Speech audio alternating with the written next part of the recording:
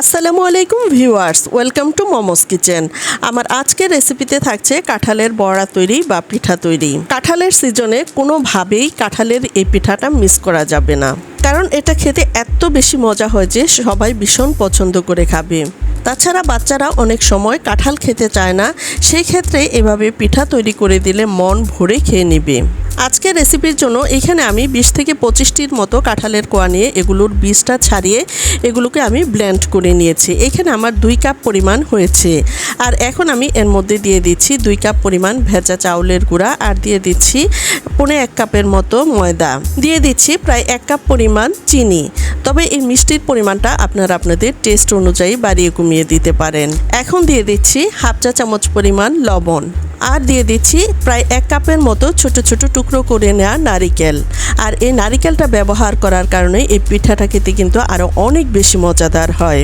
এখন আমি এই সবগুলো উপকরণকে খুব ভালোভাবে মিশিয়ে নিচ্ছি, আর এই কাজটা আমি হাতের সাহায্যেই করে নিচ্ছি। এই পিঠাটা যারা একবার তৈরি করে খাবেন তারা কিন্তু কখনোই এর স্বাদ ভুলতে পারবেন না।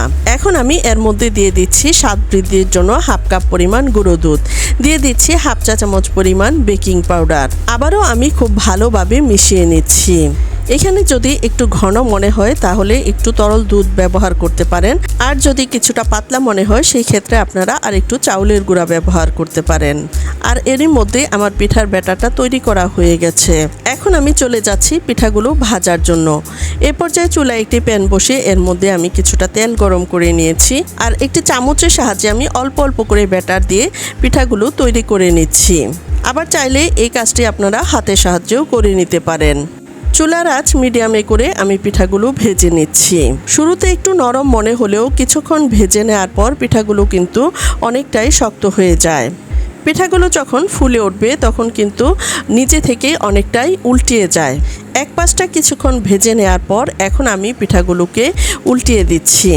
এখন আমি পিঠাগুলোকে সোনালি রঙের করে ভেজে নিচ্ছি। অল্প আঁচে পিঠাগুলো ভাজলে উপরটা ক্রিস্পি হয়, আর ভেতর থেকেও পিঠাগুলো খুব সুন্দরভাবে হয়ে যায়। কাঁঠালের এই সিজন ফুরিয়ে যাওয়ার পূর্বেই আপনারা একবার হলেও এভাবে পিঠাটা তৈরি করে খাবেন, তাহলেই এর স্বাদ বুঝতে পারবেন। আমার পরিবারের সকলেই এই পিঠাটা ভীষণ পছন্দ করে খান। বারবার করে উল্টিয়ে পাল্টিয়ে আমি পিঠাগুলোকে মুচমুচে করে ভেজে নিলাম। এখন আমি তেলটা ঝরিয়ে পিঠাগুলোকে তুলে নিচ্ছি। পিঠাগুলো দেখেই বোঝা যাচ্ছে এটা কতটা মজাদার হতে পারে। আর একইভাবে আমি সবগুলো পিঠাই তৈরি করে নিলাম। আর একটি পিঠাকে আমি ভেঙে দেখাচ্ছি এর ভেতরটা কত সুন্দরভাবে হয়ে গেছে। নারিকেলে ভরপুর এই পিঠাটা খেতে মাশাআল্লাহ অনেক বেশি মজাদার হয়েছে। আশা করছি আমার আজকের এই ভিডিওটি আপনাদের অনেক বেশি ভালো লেগেছে। ভিডিওটি ভালো লাগলে চ্যানেলটি সাবস্ক্রাইব করে পাশে থাকবেন এবং পাশে থাকা বেল আইকনটি ক্লিক করে দিবেন। আবারও দেখা হবে নতুন কোনো ভিডিওতে। আজ এ পর্যন্তই, আল্লাহ হাফেজ।